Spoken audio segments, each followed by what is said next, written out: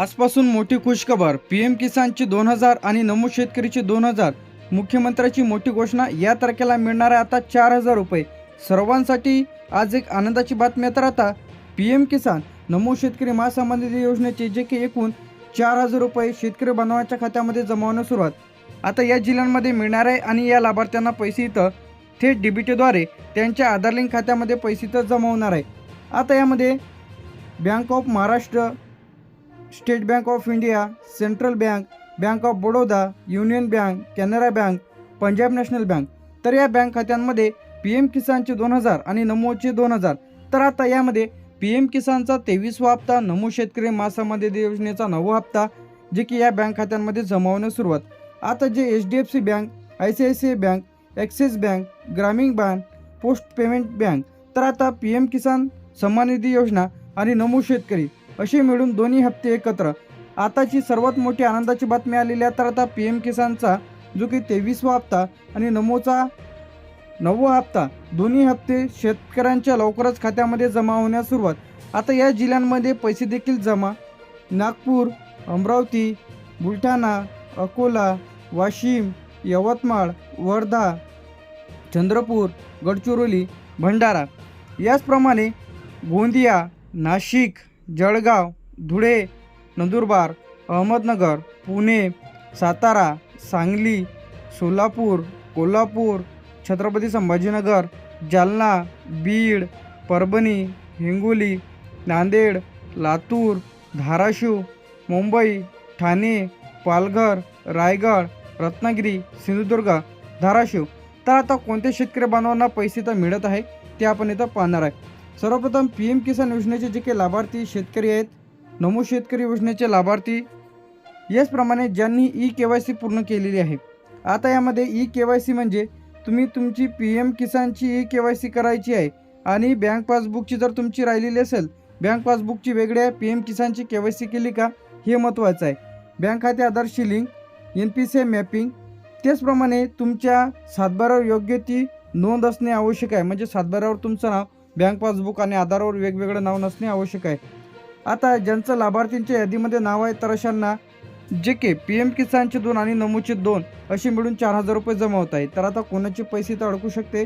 ज्यांनी PM किसानची EKYC पूर्ण केलेली नाही, आधार लिंक नाही, NPCI बंद आहे, याचप्रमाणे अर्ज पेंडिंग किंवा रिजेक्ट झालेला आहे, जमिनीची नोंदीत चूक आहे, बँक खाते बंद आहे. आता पीएम किसानचे पैसे आले नसतील तर तुम्हाला सर्वप्रथम तात्काळ हे काम करा. यामध्ये तुम्हाला पीएम किसानची EKYC करायची आहे. आता EKYC कशी करायची आहे? सर्वप्रथम तुम्हाला गुगलवरती जाऊन पीएम किसान असं तुम्हाला टाकायचं आहे. काय टाकायचं आहे? पीएम किसान. पीएम किसान टाकल्याच्या नंतर EKYC वरती तुम्हाला क्लिक करायचं आहे. यामध्ये आपला आधार नंबर इथं तुम्हाला टाकायचा आहे. आधार नंबर टाकल्यानंतर एक OTP येईल, जे की आधारला मोबाईल नंबर लिंक आहे. OTP आल्याच्या नंतर आपल्याला OTP व्हेरीफाय करायचा आहे आणि EKYC कंप्लीट आपली इथंच होऊन जाईल. किंवा तुम्ही CSCच्या मार्फत बायोमेट्रिकच्या थ्रूद्वारे तुम्ही तुमची EKYC करू शकता. EKYC पूर्ण केल्यानंतर रखडलेले जे काही पैसे आहेत ते तुमच्या खात्यामध्ये इथं येऊ शकते. आता यामध्ये पीएम किसानच्या यादीमध्ये नाव असेल तरच तुम्हाला इथं पीएम किसान आणि नमूचा इथं लाभ इथं मिळणार आहे. तर आता याची यादी कशी पाहिजे आहे की यादीमध्ये नाव आहे की नाही? सर्वप्रथम तुम्हाला तुमचं क्रोम ब्राउझर ओपन करून यामध्ये आपल्याला टाकायचं आहे पीएम किसान. पीएम किसान टाकल्याच्या नंतर आपल्याला खाली यायचं आहे. तर आता आपल्याला क्लिक करायचं आहे पीएम किसानच्या वेबसाईटवरती आल्याच्या नंतर बेनिफिशरी लिस्ट. आता बेनिफिशरी लिस्टवरती क्लिक केल्याच्या नंतर इथे येईल फार्मर कॉर्नर किंवा बेनिफिशरी लिस्ट या ऑप्शनवरती आपल्याला क्लिक करायचं आहे, म्हणजे लाभार्थ्यांची यादी. यावरती क्लिक केल्याच्या नंतर आपलं राज्य सिलेक्ट करा, महाराष्ट्र. याचप्रमाणे तुमचं जे काही राज्य आहे राज्य सिलेक्ट करा, डिस्ट्रिक्ट सिलेक्ट करा, तालुका सिलेक्ट करा, गावाचे नाव सिलेक्ट करा आणि गेट रिपोर्टवरती आपल्याला क्लिक करायचं आहे.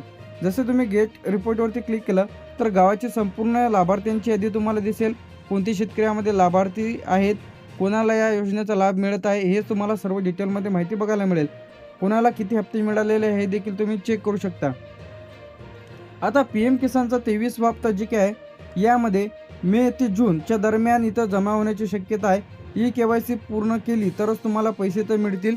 थेट डीबीटीद्वारे तुमच्या खात्यामध्ये पैसे तर जमा होणार आहे. यानंतर येते आता नमूद शेतकरी महासन्मान निधी योजनेचा 9वा हप्ता, जे की अंदाजे जून महिन्यामध्ये पहिल्या आठवड्यामध्ये इथं जमा होण्याची शक्यता आहे. आता यामध्ये दोन्ही हप्ते एकत्रच जमा होण्याची दाट शक्यता इथं करण्यात आलेली आहे. आताची घडीची सर्वात मोठी अपडेट म्हणजे दोन्ही हप्ते एकत्र. आता PM किसान नमो शेतकरी योजनेचे जर तुमचे पैसे बंद झालेले असेल तर काय करायला पाहिजे जेणेकरून तुमचे पैसे इथं सुरू होतील. सर्वप्रथम तुम्हाला तुमची KYC पूर्ण करून घ्यायची आहे. यामध्ये PM किसानची KYC करून घ्या. जर KYC OTP द्वारे होत नसेल तर तुम्ही बायोमेट्रिक थ्रू CSC किंवा ऑनलाईन सेंटरवरती जाऊन तुम्ही तुमची KYC करून घ्या. यानंतर इथे बँक खाते तपासायचं आहे. आधार लिंक आहे का, NPC आहे, DBT, याचप्रमाणे IFSC कोड बरोबर आहे का चेक करा. बेनिफिशरी लिस्ट, आता यादीमध्ये तुमचं नाव आहे की नाही लगेच तपासा, यादीमध्ये नाव आहे की नाही तर. याचप्रमाणे रेकॉर्ड जुळते का नाही चेक करा. यामध्ये 7/12 आधार कार्ड यावरचे नाव तुमचे बरोबर आहे की नाही हे चेक करायचं आहे. आता तुम्ही तुमच्या तालुक्या ऑफिसला इथं भेट देऊ शकता. PM किसान हेल्पलाईन नंबरवरती कॉल करू शकता. तहसीलमध्ये जा. तहसीलमध्ये गेल्याच्या नंतर सर्वच तहसीलमध्ये आता PM किसानचं एक स्पेशल ऑफिस आहे. सर्व महानगरपालिका असेल तुमचं जे काही तालुक्याच्या ठिकाणी, जिल्ह्याच्या ठिकाणी तुम्हाला हे बघायला मिळेल. PM किसानच्या ऑफिसवरती जाऊन तुम्ही डिटेलमध्ये माहिती घेऊ शकता. तर सर्व शेतकरी बांधवांसाठी गुड न्यूज आहे. तर आता PM किसानचे 2 आणि नमोचे 2 असे मिळून 4,000 रुपये जे काही खात्यामध्ये आता इथं जमा होण्यास सुरुवात झालेली आहे.